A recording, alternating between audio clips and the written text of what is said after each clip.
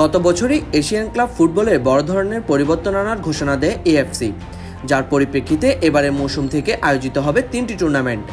AFC champions league elite, AFC champions league 2 এবং AFC challenge league আয়োজন করবে Asia ফুটবলের নিয়ন্ত্রণ সংস্থাটি।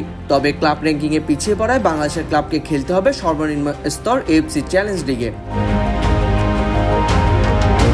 গত কয়েক বছরের মতো এবারও এশিয়ার মঞ্চে বাংলাদেশকে প্রতিনিধিত্ব করবে বসুন্ধরা কিংস।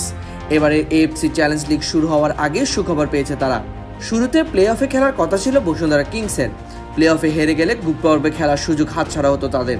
নির্দিষ্ট সংখ্যক ক্লাব লাইসেন্স প্রক্রিয়া সম্পূর্ণ না করায় প্লে অফের পরিধি কমে বেশ কয়েকটি দল সরাসরি গ্রুপ পর্বে খেলার সুযোগ হয়েছে। বসুন্ধরা কিংস ছাড়াও বাই পাওয়া ক্লাবগুলোর মধ্যে রয়েছে সিরিয়ার আল ফুতুয়া, ওমানের আল সিফ, মালদ্বীপের Maziya sports and recreation club ও ফিলিস্তিনের হিলাল আর কুদুস।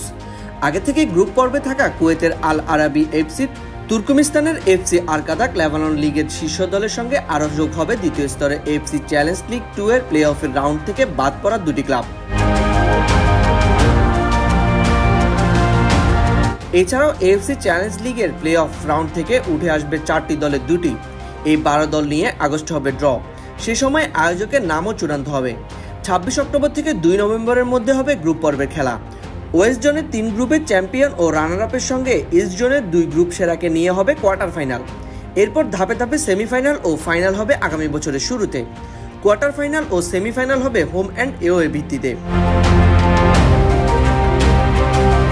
এবারের এএফসি চ্যালেঞ্জ লিগের প্রাইজ মানিও প্রকাশ করা হয়েছে।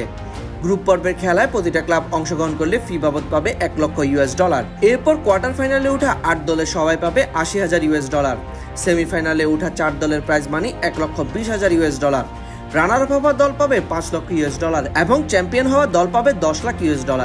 তাই তো আর্থিকভাবে লাভবান হওয়ার বেশ সুযোগ পাচ্ছে ক্লাবগুলো।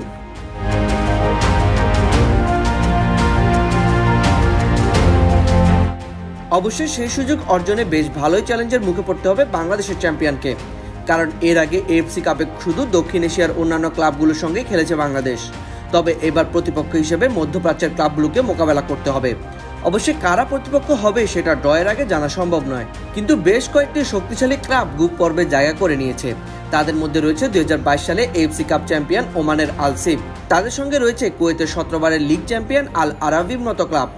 এছাড়াও এএফসি চ্যাম্পিয়ন্স লিগ 2 এর প্লে অফে থেকে বাদ পড়া দুটি ক্লাবও এখানে গ্রুপ পর্বে খেলবে। তাই বসুন্ধরা কিংসকে যে বেশি কঠিন চ্যালেঞ্জের মুখে পড়তে হবে তা নিশ্চিত। এবার দেখার বিষয় যে চ্যালেঞ্জের মুখে কেমন করে গত মৌসুমের ঘরোয়া ট্রাভেল জেতা ক্লাবটি। সাদিব শামস, অফসাইড।